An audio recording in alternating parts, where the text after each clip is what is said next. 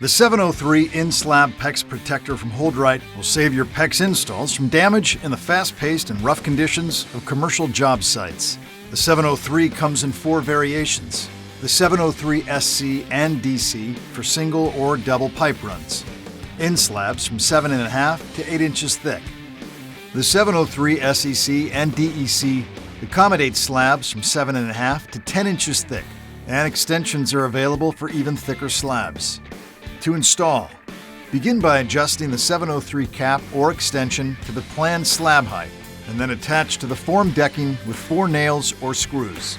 Next, insert a PEX bullet into the end of the PEX to avoid dirt and debris from clogging the pipe and to assist with insertion into the 703.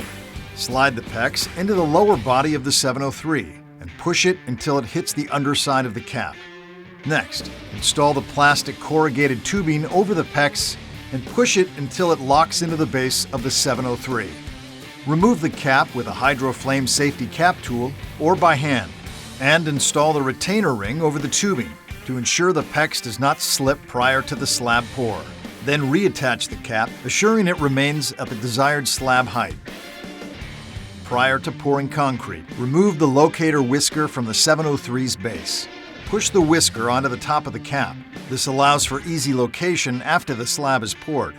When it's time to make your PEX connections, unscrew the cap or break out the top of the cap with a hammer to gain access to the recessed compartment.